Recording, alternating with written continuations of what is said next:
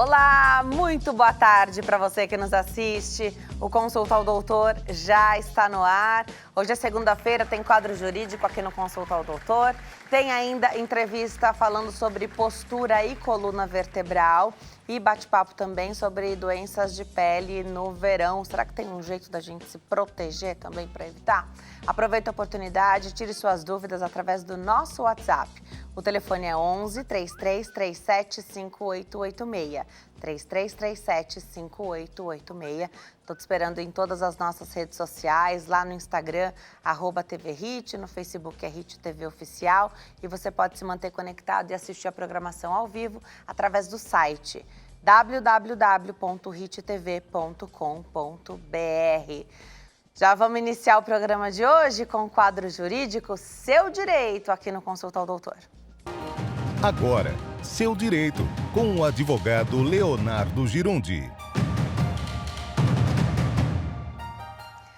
Olá, doutor Leonardo Girundi, nosso advogado, toda segunda-feira aqui no Consulta ao Doutor, no quadro Seu Direito, tirando dúvidas do pessoal que está em casa. Seja bem-vindo, doutor. Privilégio meu. Como é que estão as coisas, Denise? Tudo bem? Tudo bem. Começando mais uma semana aqui com o Seu Direito. Graças a Deus, tirar dúvida de quem está em casa, uma maneira de aproximar, né, a dúvida do público, do profissional que vai poder resolver. São tantas ali. leis, né, Denise? É difícil, né? Tanta informação que às vezes a gente fica perdendo, tanta sigla, né? Às vezes a gente fica ali no sofá vendo o jornal e começa a falar um tanto de sigla, aí depois você percebe, se a gente não entendi nada que está acontecendo.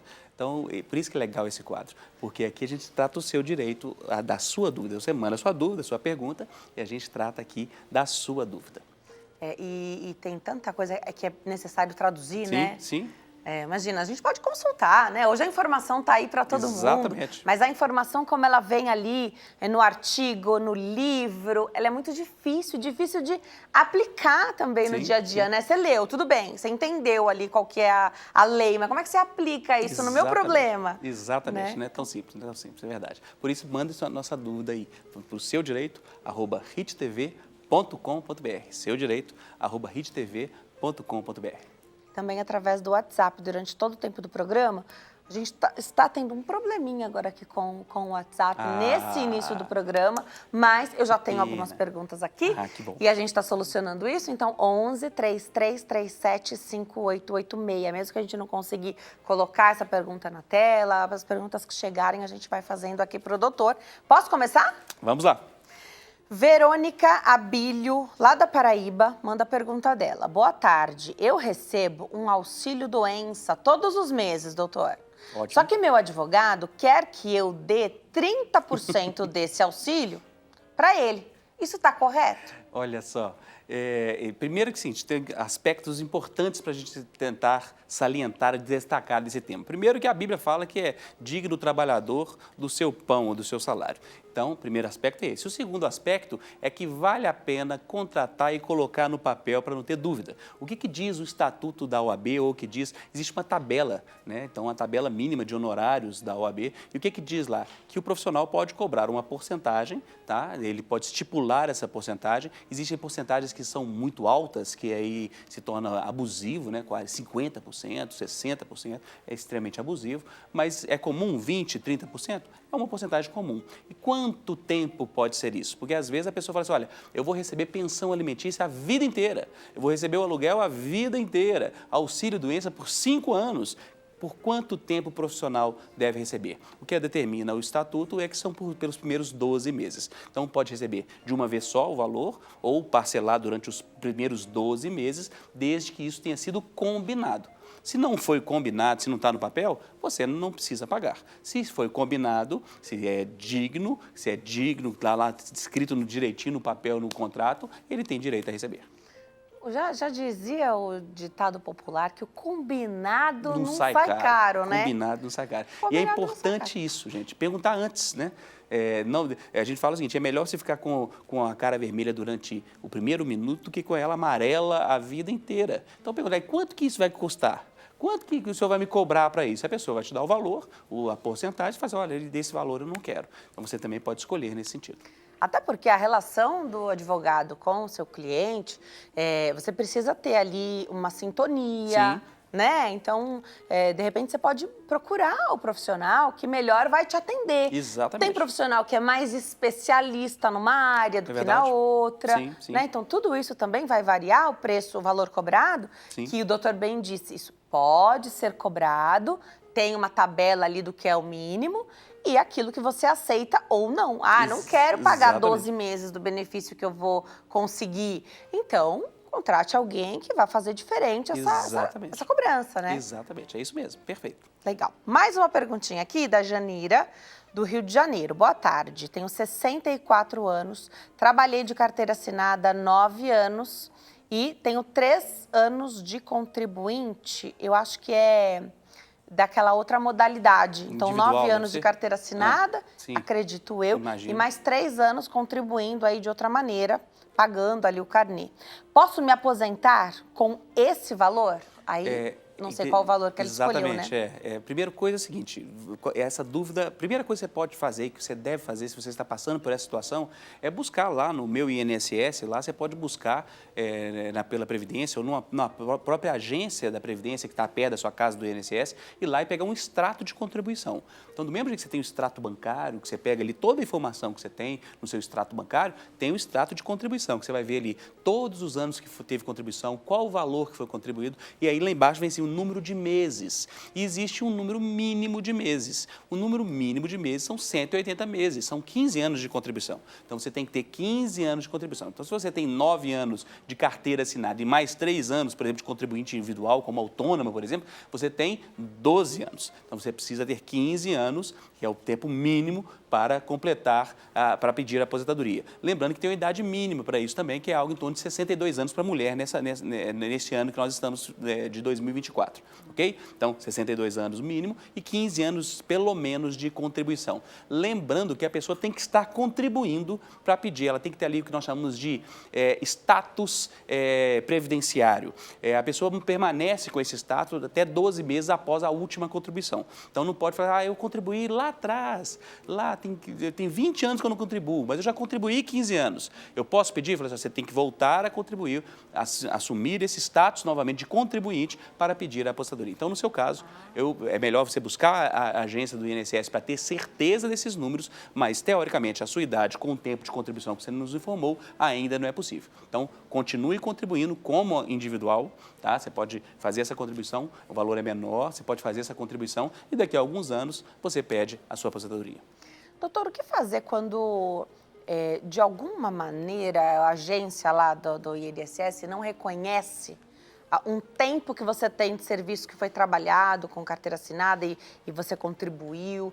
O que fazer nesses casos? Porque a gente sabe que, claro, buscar o advogado é a melhor solução, Sim, sim. mas muita gente, como a gente sabe que o advogado é um investimento, ele custa, Sim, né? sim. A pessoa fala, não, mas se eles já não reconheceram lá, administrativamente, às vezes acontecem esses erros, né? Sim. O que a gente sempre fala aqui, gente. Primeiro, a justiça é o último caminho.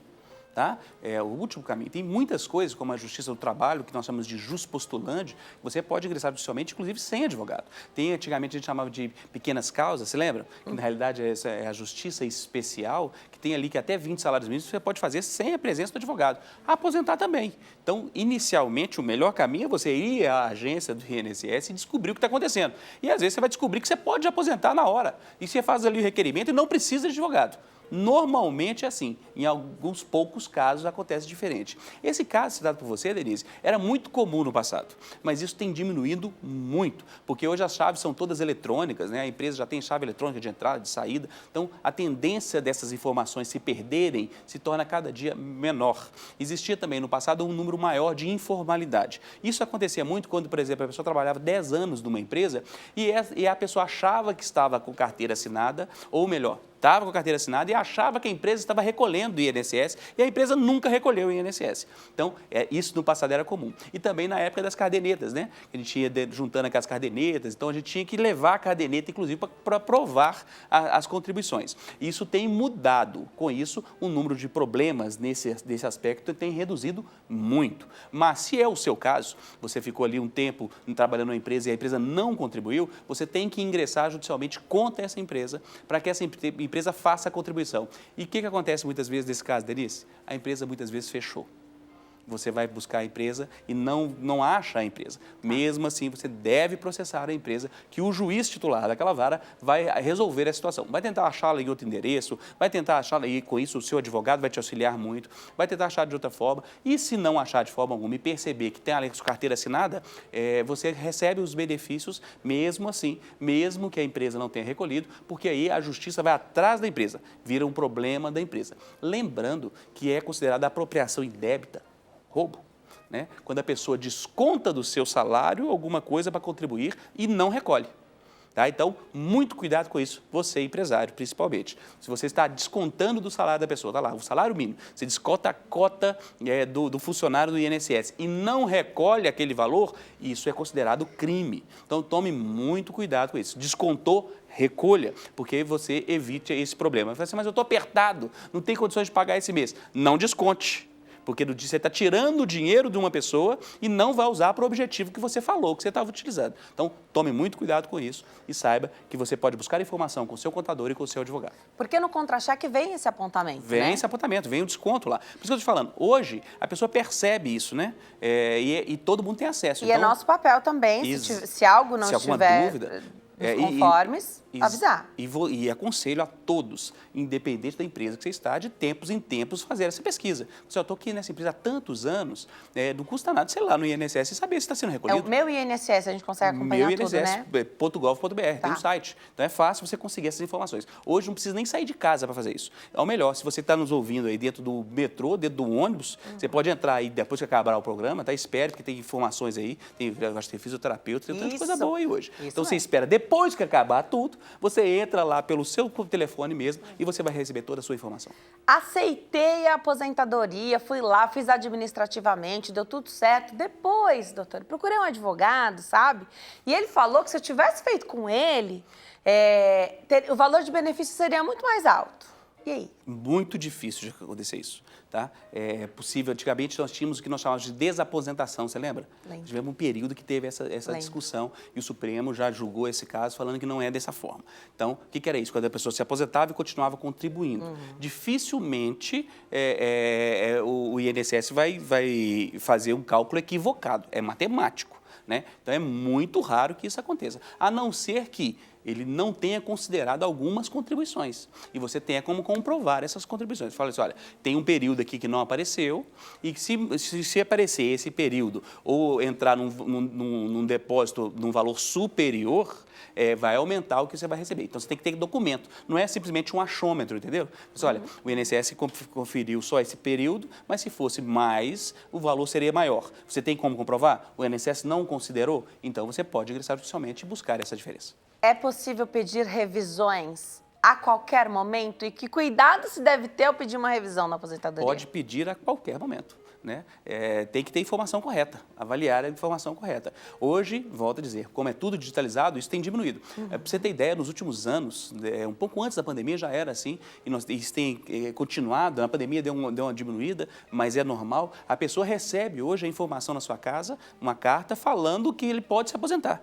Antigamente não era assim, a pessoa tinha que buscar o direito de se aposentar. Agora não, o próprio Previdência te manda uma carta e fala assim, olha, você já completou para nós aqui, está tudo certo, se você quiser aposentar, você pode aposentar agora. Então, isso é automático, os computadores estão atuando dessa forma e vai melhorar a vida da sociedade. Mas você deve analisar com carinho e avaliar se o seu caso está equivocado ou não. Para terminar, quando alguém que recebe o benefício do INSS, aposentadoria, por exemplo, morre, essa aposentadoria que ele recebia vira benefício para alguém?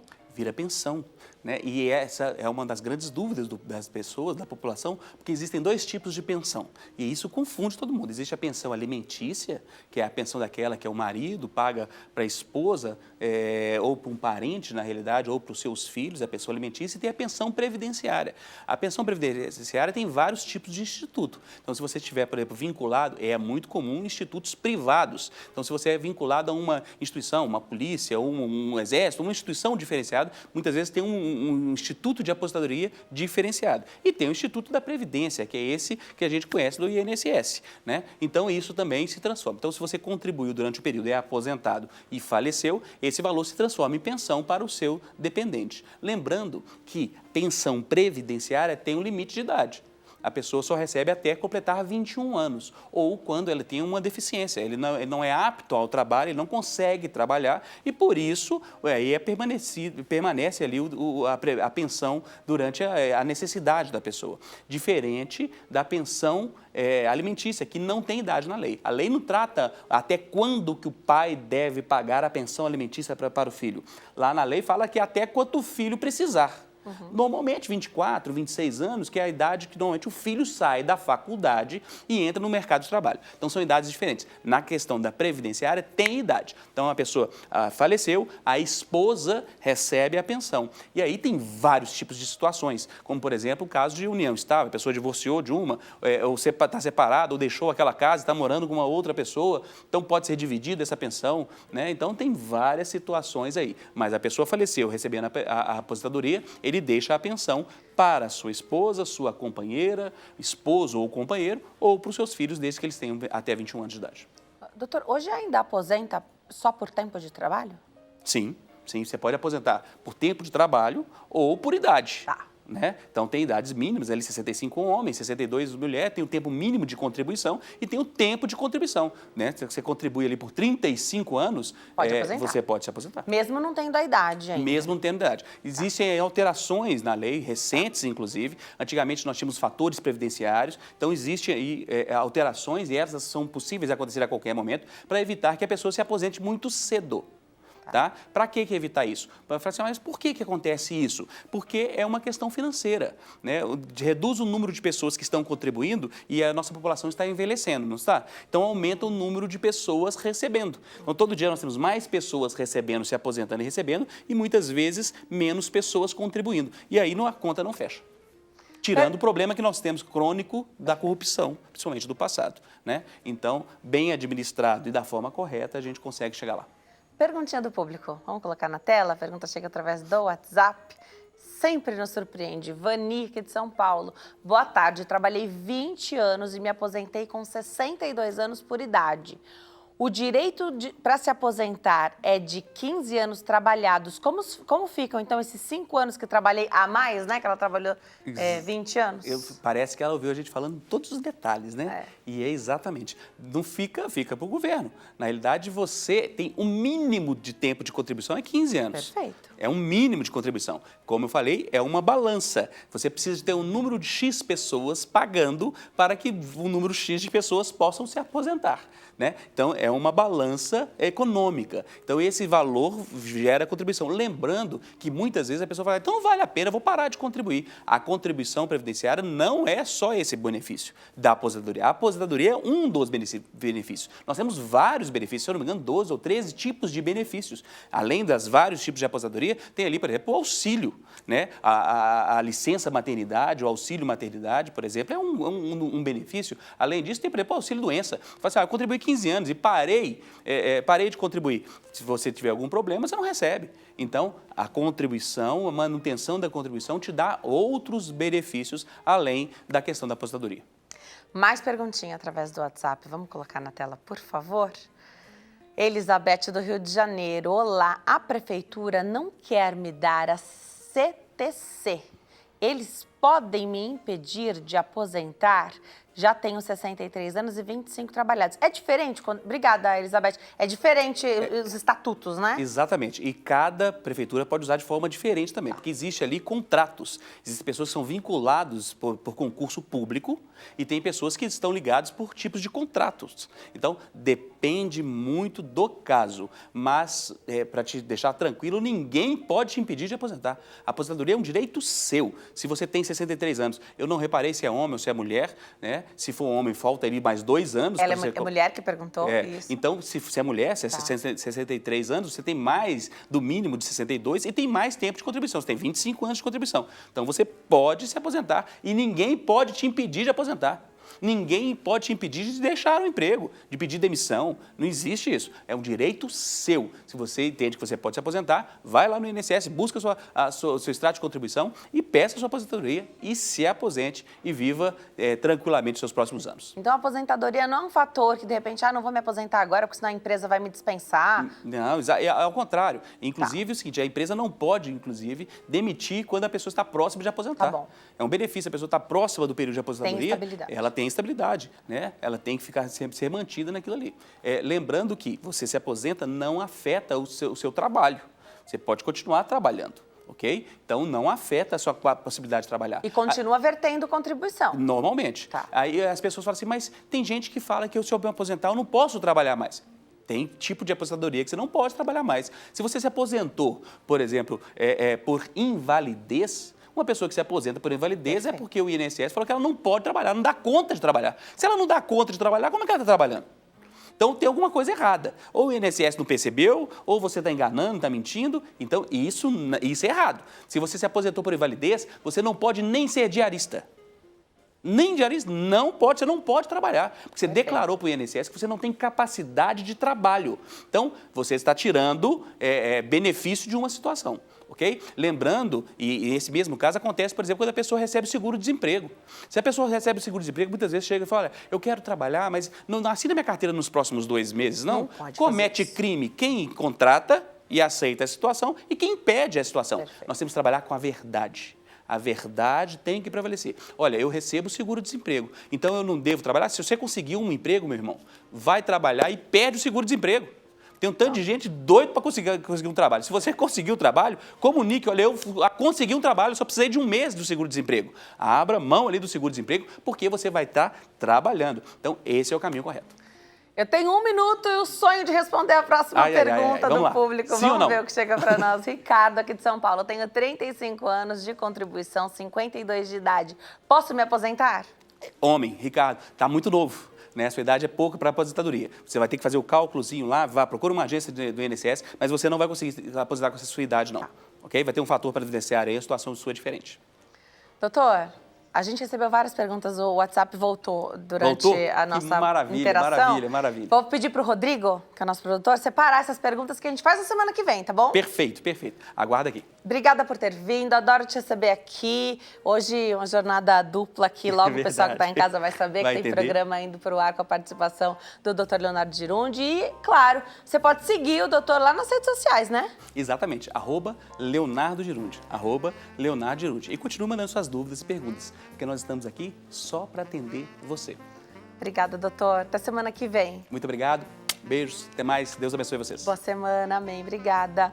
A gente vai para o intervalo no próximo bloco. Como é que tá a sua postura, hein? Será que sua coluna tá preparada aí para as atividades do dia a dia? E afinal, como é que a gente pode manter uma boa postura, melhorar a saúde da coluna? No próximo bloco. Até já.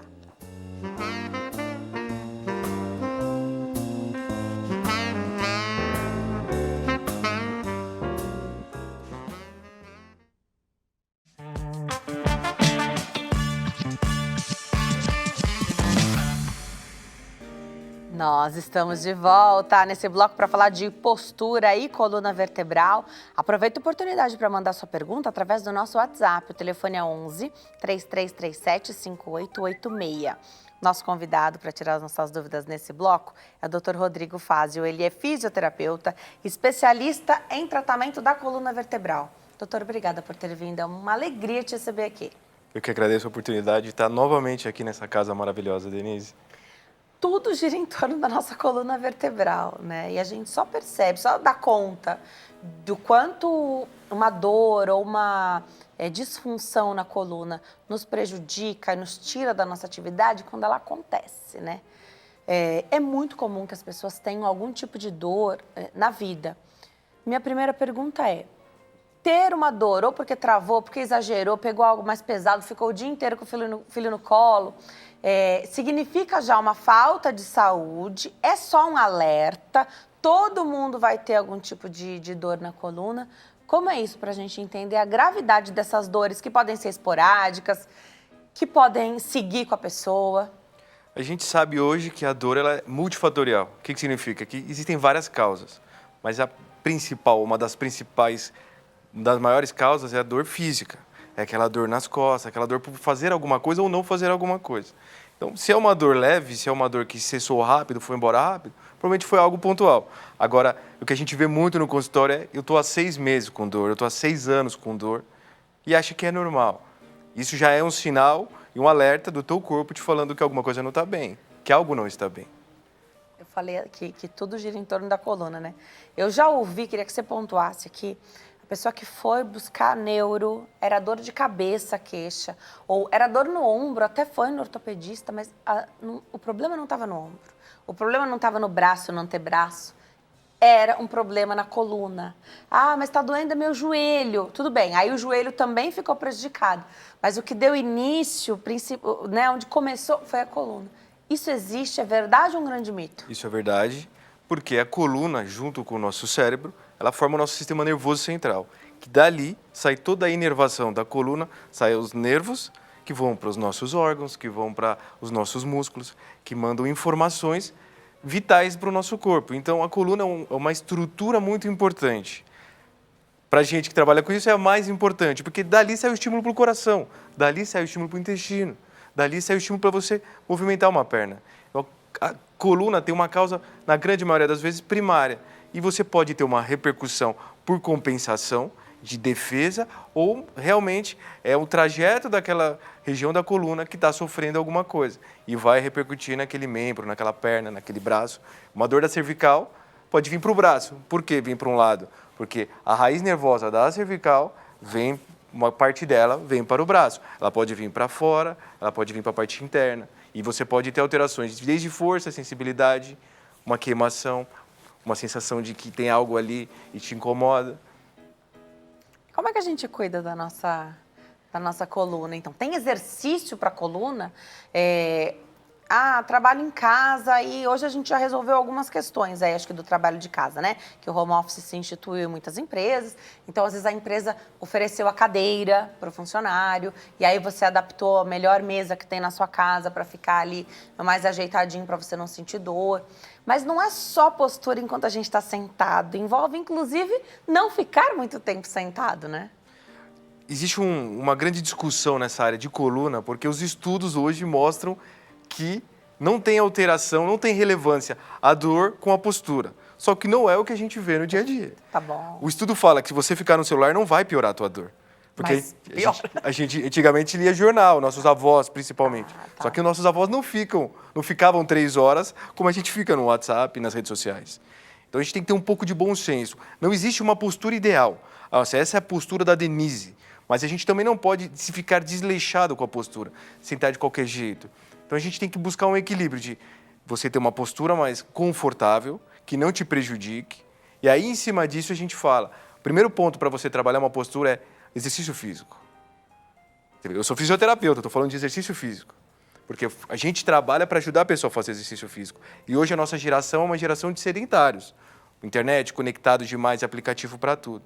Mesmo que a pessoa faça exercício, ela faz 1 hora. É pouco, né? Para um dia de 12 horas de home office, 10 horas sentado. A mesma pessoa que se diz muito ativa hoje, porque vai na academia todo dia, faz atividade física, é pouco, o dia tem 24 horas. E aí você pega aquela pessoa que vai trabalhar 2 horas de ônibus. E aí trabalha em pé, um segurança. Mas 2 horas de ônibus para voltar.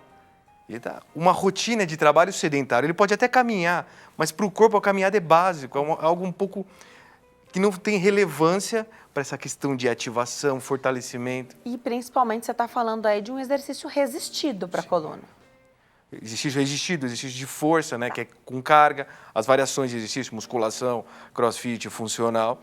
E existem trabalhos que quando o paciente já tem alguma desconforto, dor ou uma queixa da postura, não estou gostando da minha postura, aí você procura um fisioterapeuta que dentro da nossa gama de atuação a gente tem várias formas de trabalhar, melhorar essa postura, ganhar essa consciência corporal, né? Ativar, estimular o corpo para facilitar a tua vida, para você voltar a fazer exercício ou começar a fazer exercício. Legal. Então, na verdade, você faz um trabalho, o trabalho do fisioterapeuta é para reabilitar, fazer com que a pessoa consiga ir para a academia e fazer o exercício dela. Academia, para o parque, ter uma rotina mais saudável. Uma rotina mais saudável. Só que às vezes a gente entra antes, porque a pessoa não faz nem exercício físico e está com uma limitação para agachar, pegar o filho, A mãe não consegue amamentar, aquela dor no braço, uma rotina nova com um bebê pequeno. O pedreiro que precisa fazer alguma coisa, mas está com dor. Então, a gente tem como agir antes da pessoa fazer exercício, porque ela já está com dor, mas melhorou, não acabou o tratamento. A gente ensina, faz um trabalho preventivo de orientação e faz essa transição para um exercício, direciona a pessoa para um exercício mais adequado para a realidade dela e para a rotina dela.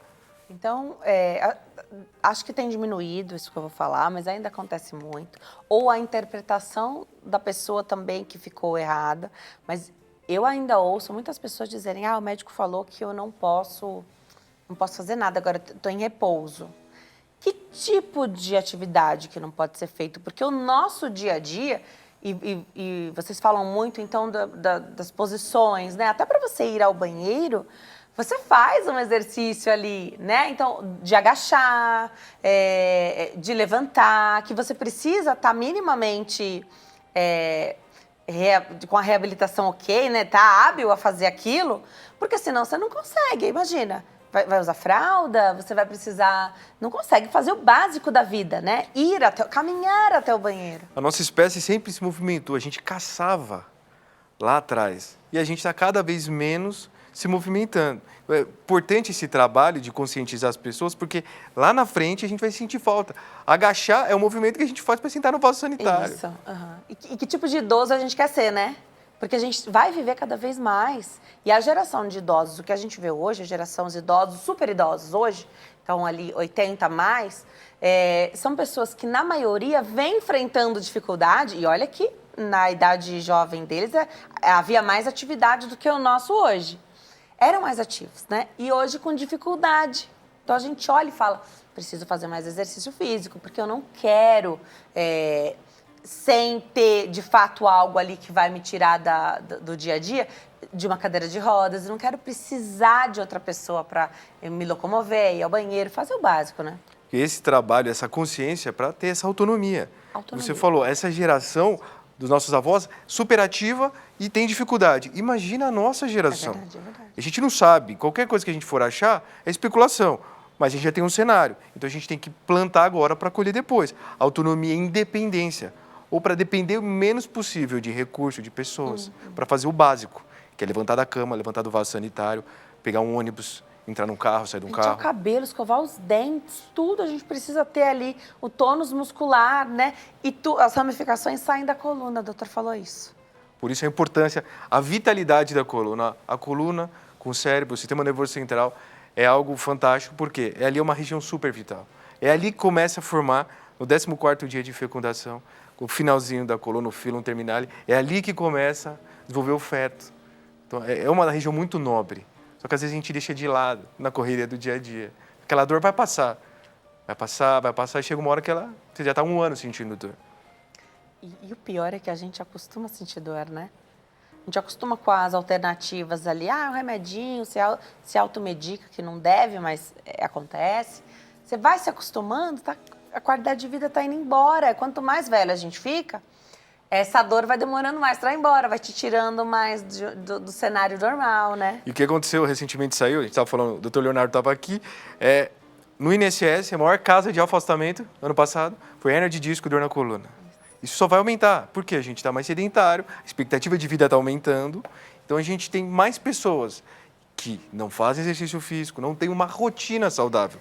Não é ficar o dia inteiro na academia. Perfeito. E nesse sentido, as empresas também podem ser um fator a impulsionar o colaborador a fazer atividade física, né? Então, e para a empresa é sempre mais fácil fazer convênio com a academia, né? Então, até promover palestras. A empresa não pode fazer esse convênio, não vai dar certo, mas promover palestras com profissionais, porque a gente quer ter essa informação de que a nossa vida útil vai depender muito de como a gente lida com o nosso corpo hoje.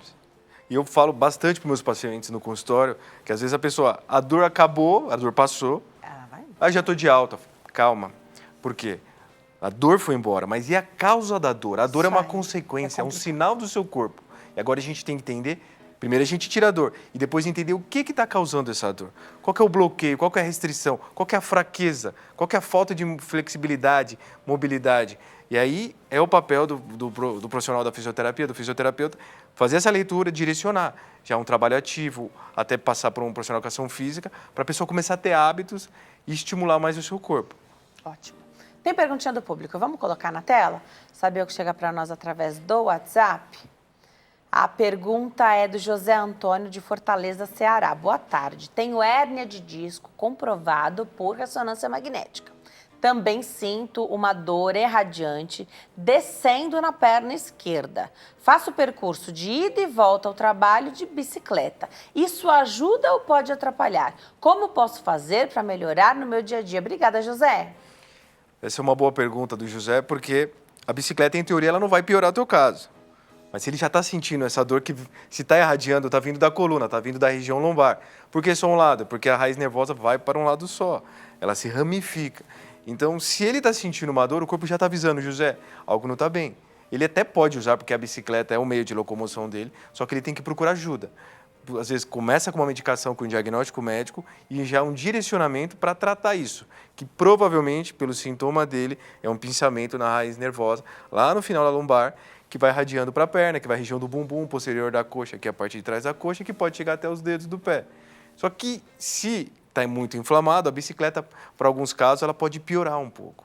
Por conta de esticar a perna na hora de fazer a pedalada, na hora de pedalar. Então a gente, às vezes, diminui, tenta evitar nessa fase crítica.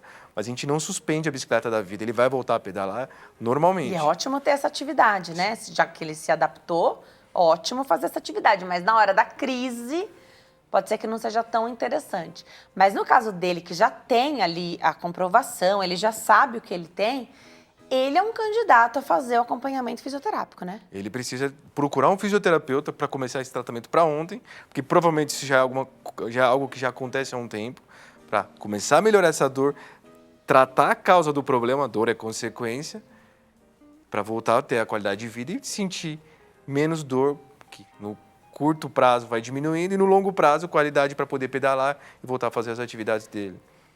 Para aliviar os corações, a maior parte dos casos aí de hérnia de disco são tratados sem cirurgia, tratamento clínico, conservador. Mais de 95% dos casos são com tratamento conservador, fisioterapia, remédio, medicações, alguns procedimentos clínicos. E os outros casos que não têm resultado, não têm sucesso, aí um profissional da medicina, um médico, vai acabar fazendo um procedimento para ajudar a melhorar a qualidade de vida do paciente. Hoje a gente vive um momento de maior facilidade para fazer exames, né? Mas, por exemplo, vou dar o exemplo aí da pergunta do José, que trouxe, que ele fez a ressonância magnética, é um dos exames ainda mais elaborados que a gente tem disponível. Então, não é para todo mundo o exame de ressonância magnética.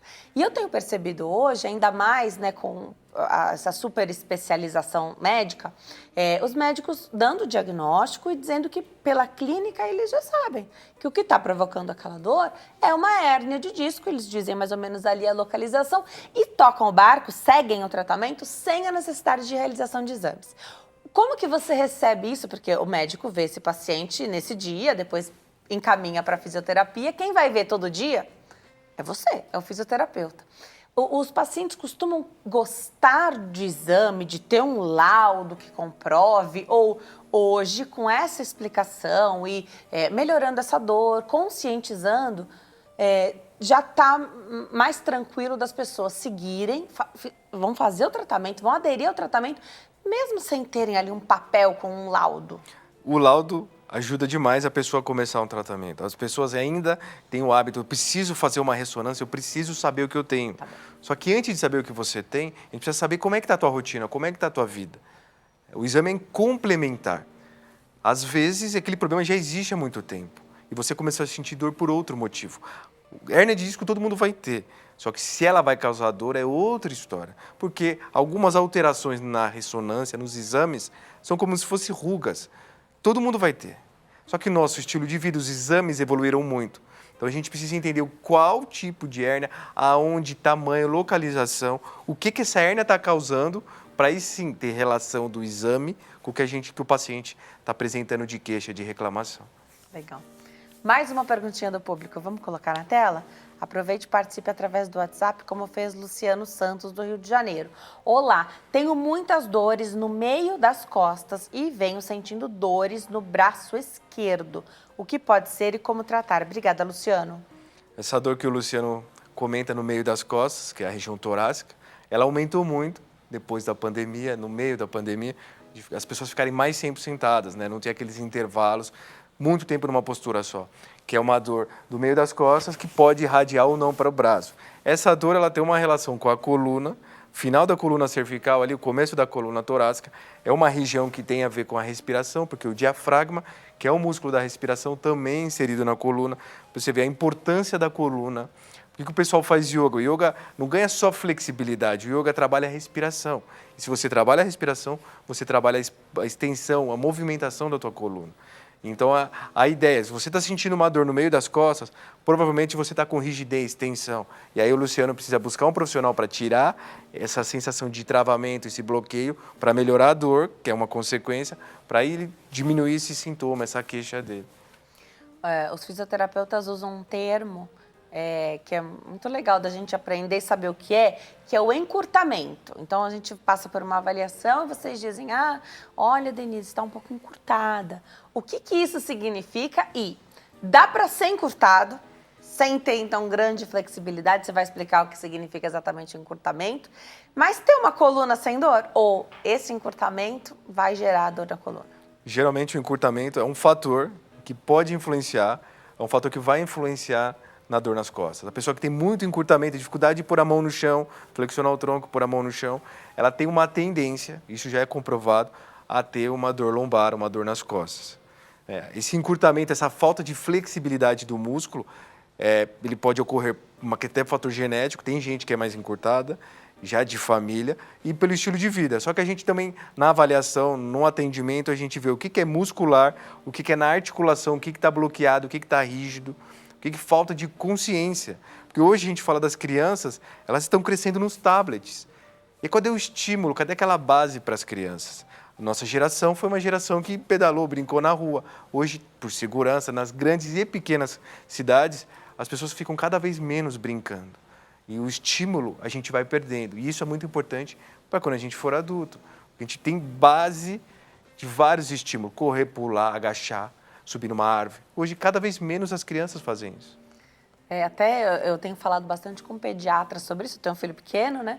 E aí eles falam que criança tem que brincar ao ar livre, em espaços grandes, porque a gente costuma pensar que aquela criança vai jogar basquete porque é alta.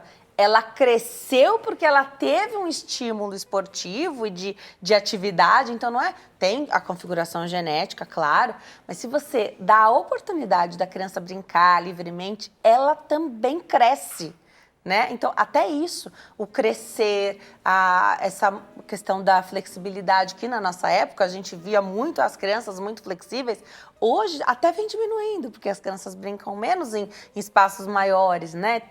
Menos livres elas estão. Então, tudo isso a gente precisa pensar para mudar na nossa casa com a nossa criança e a gente também. Porque alongamento, até parece uma coisa assim, mas vai lá, vai só para alongar. De repente, uma das coisas que você precisa é fazer alongamento. E a criança precisa desses estímulos. Andar descalço, é claro que depende do lugar, perfeito. A gente tem receptores no nosso pé. Esses estímulos são importantes para equilíbrio. Você vai passar por um desequilíbrio pegando um ônibus, um ponto de ônibus, numa calçada esburacada aqui em São Paulo. Então, tudo isso são memórias que o nosso corpo vai tendo. E se a gente não passa por essas memórias, esses estímulos, a gente vai precisar disso lá na frente. Tendo passado pela pandemia, tem criança que não anda descalço. Tem que andar descalço, suja o pé, depois lava, limpa, né? Fundamental. E esses estímulos da postura da criança físicos tem a ver, por exemplo, com a audição. Uma criança com a postura mais ereta, porque ela se movimenta, ela capta um som melhor. Então a gente vê, está saindo da coluna, falando de pediatria e está falando de audição. O adulto as alterações já aconteceram nele, da coluna, ou elas também vão acontecendo, mesmo já sendo um adulto, já tendo uma certa idade? Por que eu pergunto isso? A gente falou da faixa etária pediátrica, né? E na adolescência, a gente percebe as meninas que às vezes crescem muito, ficam com vergonha de serem muito altas, porque são as mais altas da turma, então dão uma travada, que querem diminuir um pouquinho, abaixam aqui os ombros. Com os meninos, a mesma coisa, né? Tudo que o adolescente não quer chamar atenção. Aí, de repente, está lá pela altura chamando atenção, que é uma coisa legal, bacana, mas o adolescente não enxerga dessa forma. E aí pode trazer uma alteração por conta dessa postura, e se lá na fase adulta, as mudanças podem continuar acontecendo de acordo com como a gente se comporta. O nosso corpo ele vai parar de crescer, mas você pode ter alterações por conta de tudo que a gente já falou. Só que essa fase da puberdade, o estirão no menino, na menina, a menina, depois da primeira menstruação ali, a menarca, tem um estirão. Então, se a gente quebrar esse padrão, por isso é importante, às vezes, você que é pai, que é mãe, leva o teu filho para uma consulta com um fisioterapeuta, faz uma avaliação, porque às vezes é uma questão de defesa, a criança se fecha, fica mais corcunda, tem vergonha, tem timidez. E isso é importante, porque é no estirão. Então você precisa dar o estímulo ao contrário, de movimento, e a pessoa fica introspectiva pela timidez. E uma coisa da cabeça tem uma relação com o corpo. E aí vai gerando um desequilíbrio no seu crescimento. E isso é muito ruim, porque ele se priva de movimento na fase que ele mais precisa de movimento. E para fazer essa correção, isso é feito através das sessões de fisioterapia.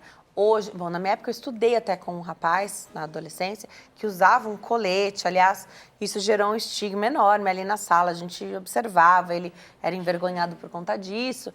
Hoje eu não sei como que é esse cenário, né? Então, são usadas essas órteses para fazer correção, ou nas consultas, nas sessões, de repente fazer mais que uma por semana.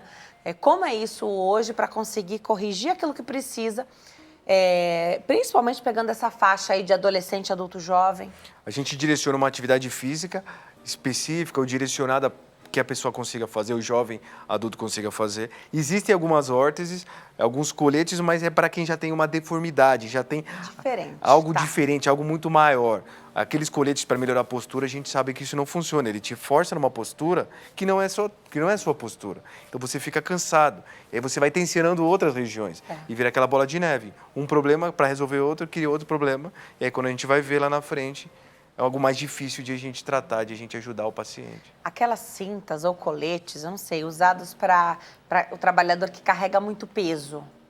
Isso já é interessante porque ela não vai evitar nenhum problema, mas ela pode ajudar ele a se conscientizar um pouco para, por exemplo, agachar, pegar um saco de cimento, carregar alguma coisa. Mas ela não vai evitar nenhum problema. O melhor é fortalecimento abdominal e fazer uma musculação, uma atividade direcionada para quem faz esse tipo de trabalho. Então. Sim, porque às vezes a pessoa, eu já carrego peso, eu não preciso para academia. Só que você não faz algo específico para o seu trabalho. Tá. Algo para te treinar, educativo, ali um pedagógico para aquilo que vai forçar um pouquinho mais. Que vai complementar o que você faz. Tá. De atividade física, você falou de exercício resistido, musculação, pode ser crossfit. Quem gosta de fazer atividade na piscina, na água, onde a gente sabe que não tem ali um atrito, então você fica mais leve na água, pode fazer só isso ou pode nadar, mas tem que fazer atividade fora da piscina também. Pode fazer, mas é o ideal fazer fora, porque a água ela ajuda por um lado, mas ela não tem alguns estímulos como a carga que a gente faz fora da água. Então ela é um exercício fantástico, só que para alguns casos a gente precisa complementar isso. Ótimo. Eu vou passar os seus contatos, doutor. O Instagram, @RodrigoFazio, @RodrigoFazio, lá no Instagram. E tem também o telefone e o WhatsApp, que é 11 98280 3396. Então, 11 98280 3396. Para quem está em casa, em qualquer idade, o profissional fisioterapeuta é um profissional de saúde de primeiro contato. Então, você não precisa ter passado no médico e ele te indicar, recomendar para que você busque um fisioterapeuta. Então, busque. O doutor falou da importância de fazer uma consulta aí na idade ainda pediátrica ou essa do adolescente. Na idade adulta, está com alguma dor, acha que precisa fazer alguma mudança ali? Tem A fisioterapia ela atua em várias frentes, né? Dá para fazer RPG, que é a reeducação postural global, tem profissional que se dedica ao pilates, dá para fazer a parte de reabilitação, é bem completo, né? Tem bastante área dentro da fisioterapia que vai ajudar a suprir essa parte das dores no tratamento da coluna vertebral, Denise. Obrigada por ter vindo, doutor. Volte sempre. Eu que agradeço. Obrigadão. Obrigada, viu? A gente vai para o intervalo. No próximo bloco, doenças de pele no verão é o nosso tema. Pegou muito sol? Exagerou? Será que tem como melhorar isso? Será que o sol prejudica algumas doenças de pele? No próximo bloco a gente fala sobre isso. Até já.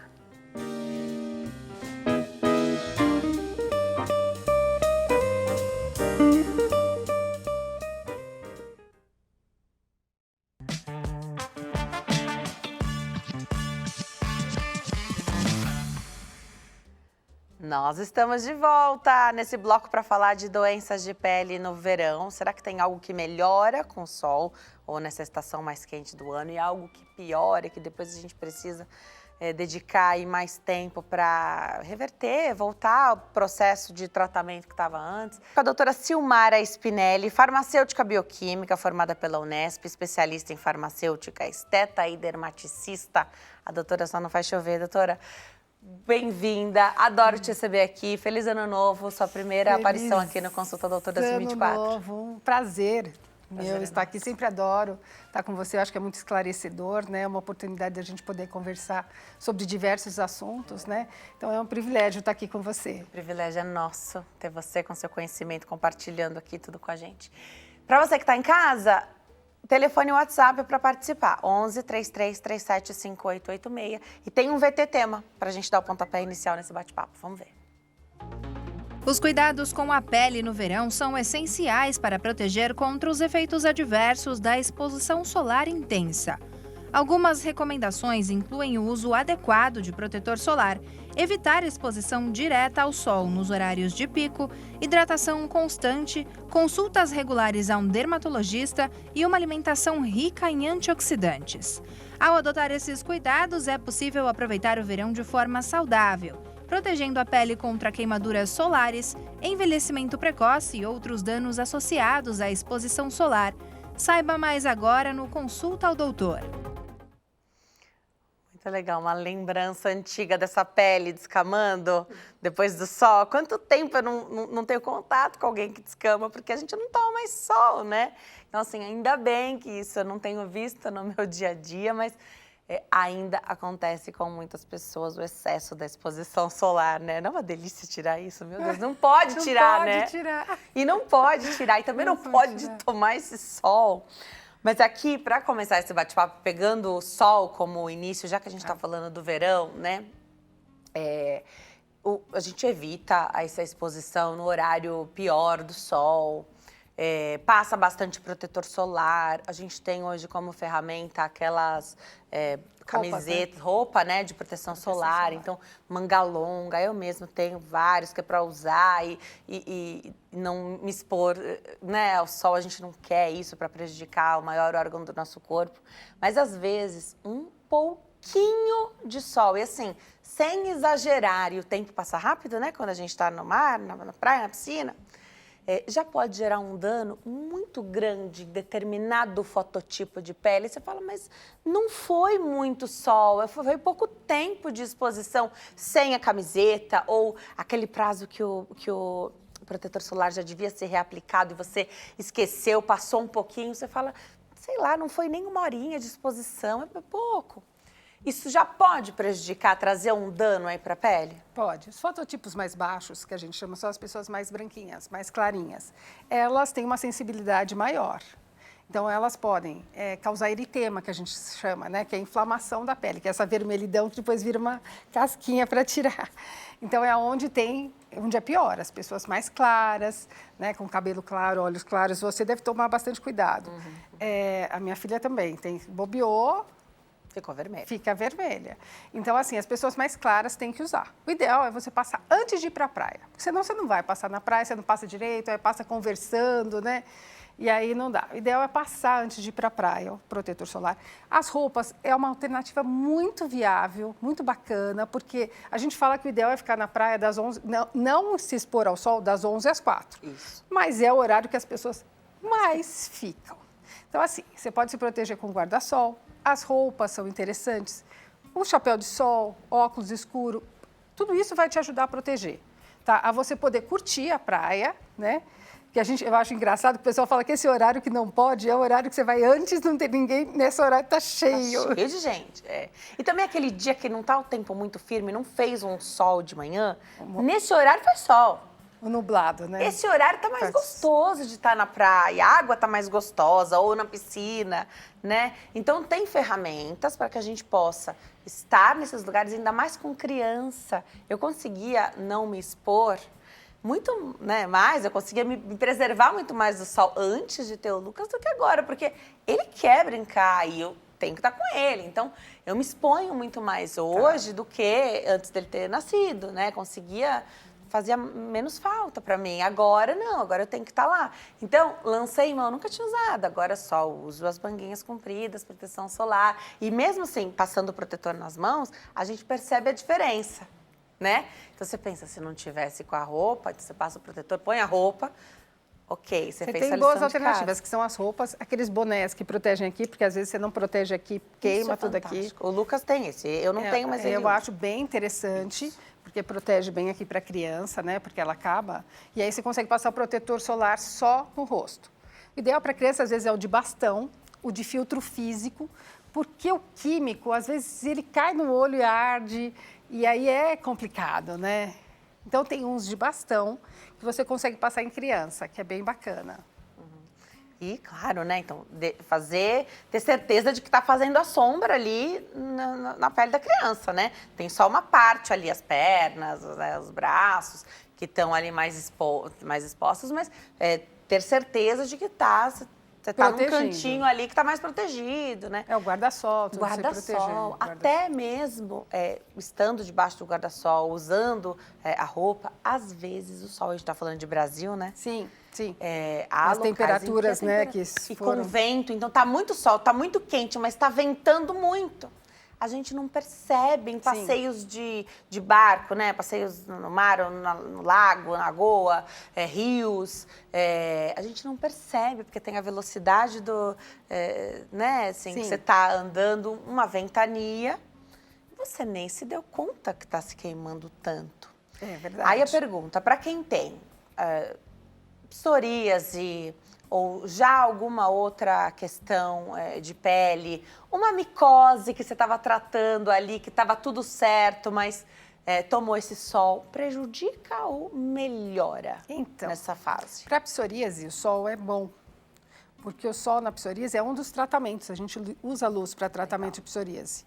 Então, no caso de psoríase, claro que quando a gente fala assim, o sol é bom, o sol adequado, na hora certa, né, com a medida certa, mas as pessoas com psoríase melhoram mesmo, né? Agora, a micose, uma micose que é comum, né, é a do bicho geográfico, tá? Nas praias, que a gente fala assim, no verão. Hoje com o cachorrinho, todo mundo quer levar o cachorrinho, né? E aí você tem que pegar as fezes do cachorro, né? Não deixar na praia, porque se você deixa, você não pode não saber que o cachorro tem essa doença e ele transmite essa doença. Então, dá aquele caminho geográfico embaixo do pé. Então, por isso que é importante usar chinelo na praia. Essa é uma micose muito comum no verão. A outra é o famoso pano branco. Pano branco você já tem, né? Ou já tinha. Ele dá por calor, umidade, ou baixa da imunidade, porque você está tomando algum corticoide, alguma outra doença que você teve, e ele fica aquelas manchas. Quando você toma sol, aparece, né? Porque ela não pigmenta, então ela fica despigmentada. Ela fica despigmentada. O restante da pele pigmenta e fica mais evidente o branquinho. Isso, aí fica o pano branco, o famoso pano branco. Ele é fácil de tratar, né? Só tomar e usar um antifúngico com orientação de dermatologista, se passar em qualquer dermatologista vai saber tratar o pano branco. É importante tratar, né? É um fungo que já existe na pele, mas com alguma quebra de imunidade, ele acaba e ocupa tudo ali. Outra, acho que, coisa que a gente pode falar aí de pele e verão é a pele acneica, Muita gente toma sol e claro, né? Você tá cheio de acne e te convidam pra ir pra praia. Você vai, né? Melhora, piora, isso interfere em alguma coisa no tratamento? Porque aqui, tô pensando em alguém que tá fazendo só tratamento tópico, mas tem tratamento de uso oral, aquele bem robusto, né? Que a gente também já falou aqui no Consulta ao Doutor sobre ele, a isotretinoína. Piora, melhora? O isotretinoína, o ideal é não tomar sol.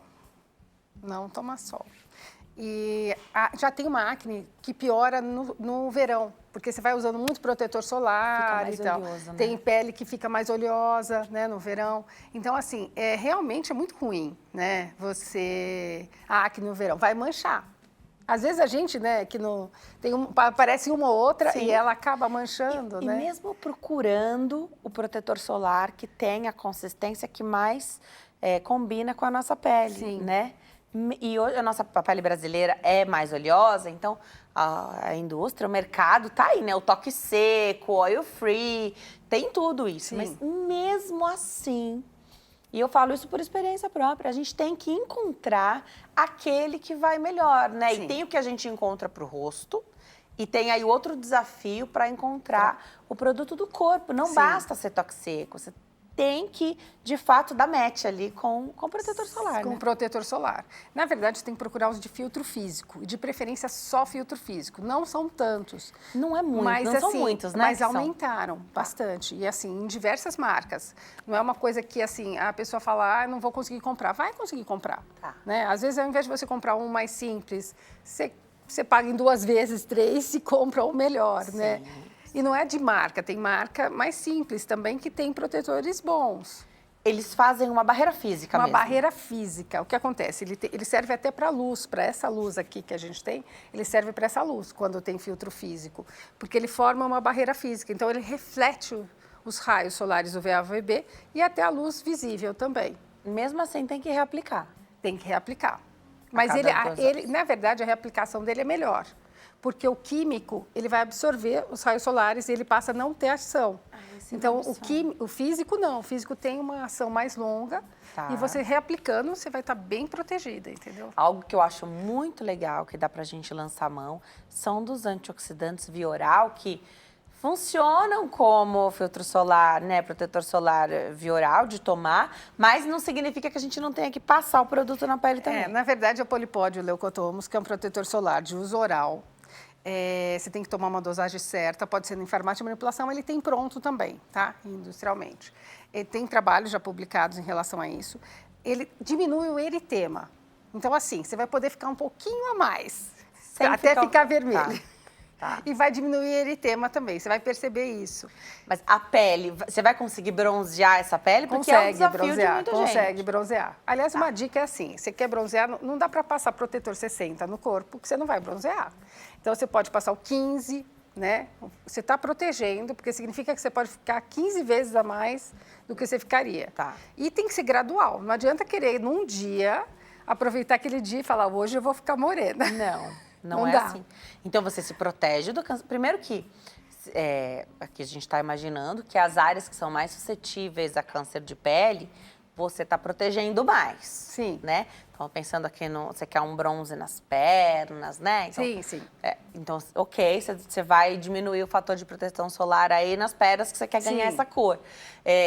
Mas protegendo do câncer de pele. Protegendo, porque você vai, de qualquer forma, você vai estar protegendo. Perfeito. E não dá para ser assim... De um dia para o outro, como você falou. 4 horas você vai ficar... Não, tem que ser todo dia, ou todo final de semana, meia hora, 1 hora.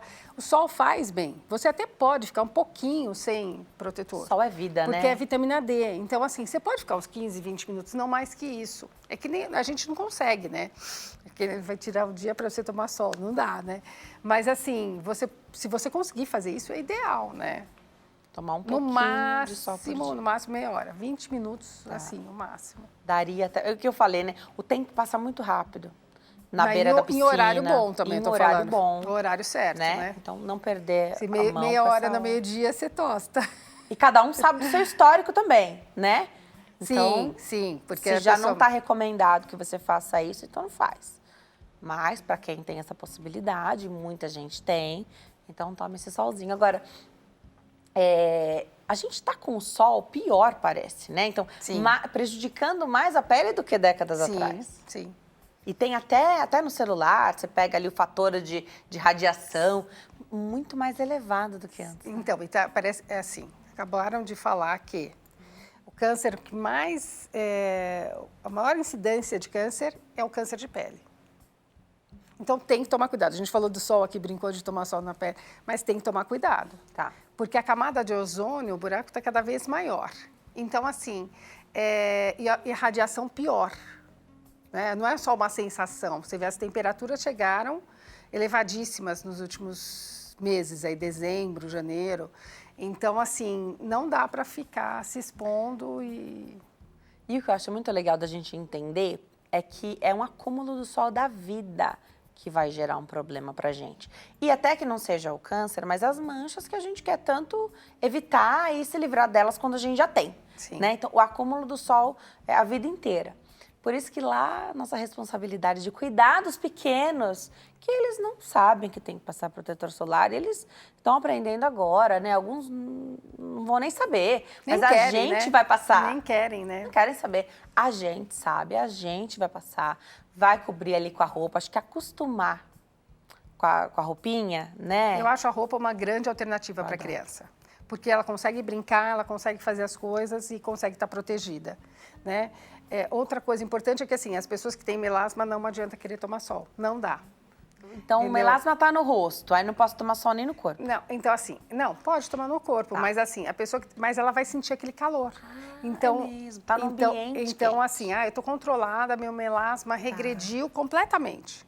Tô bem. Aí, não tomei nenhum sol, só fui e protegi de tudo, vai piorar. Vai voltar, entendeu? Não tem jeito. Se for inevitável essa exposição, porque isso é a vida, né? Tudo bem, depois continua, segue o tratamento e vida que segue, né? Então, o melhor é sempre tratar. Se em algum momento regredir ali um pouquinho, você ganhar essa manchinha de novo, ela aparecer mais na sua pele, volta e faz o tratamento. Esses antioxidantes não melhoram em nada essa questão do Então, melasma? a questão, você pode tomar, não só polipódio, outros antioxidantes para diminuir esse aparecimento novamente das manchas do melasma. Tá? Então, o uso oral... Toma o ano inteiro. Toma o ano inteiro. Ou se você não conseguir tomar o ano inteiro, conseguir estabilizar. Fiquei bem. 2 meses, 1 mês antes de ir para a praia, se expor ao sol e tal. Mas isso não significa, porque a gente fala, vai se expor ao sol. Não, você vai passar protetor, usar chapéu, tá debaixo do guarda-sol, entendeu? Tá. É isso. Antigamente falava-se muito de manipular protetor solar. Ainda é possível fazer isso, e aqui pensando principalmente em peles que não se adaptam com produtos ou que até se adaptam com produtos X ou Y, mas estão fora do poder aquisitivo.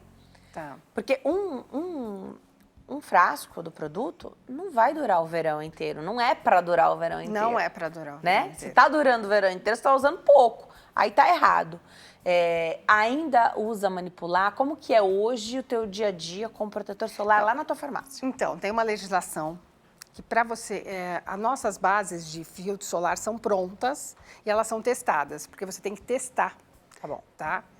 Que realmente garanta aquela proteção solar. Tá. Então, hoje, a não ser que o médico prescreva a fórmula que ele quer, a gente faz um filtro conforme o que o médico quer. bom. Mas filtro solar, eu tenho filtro bases prontas, que foram testadas, e que se o médico prescrever, FPS 30, eu quero um filtro solar 60, eu vou usar naquela fórmula, mas já são prontas. E tem físico? Tem físico. Então pode ser uma Uma alternativa. boa opção, Com um outro ativo, de repente, que Com já vai trazer um clareador. outro benefício. É um protetor solar, ainda tem mais uma outra coisinha. Sim. Aí, com a prescrição, manipula. Consegue. E a gente também consegue orientar lá. O que acontece do físico, que o pessoal não gosta muito do físico, é aquela camada que fica branca, né? Nem sempre se adapta, você falou de se adaptar, nem sempre se adapta à pele, né? Vai ficar mais claro, mais escuro. É a parte mais difícil do filtro físico. Pode ter pigmento? Pode ter cor? Pode ter pigmento e é bem importante o pigmento também. É um fator a mais, Um fator dizem, a né? mais, ele vai ajudar bastante. Legal.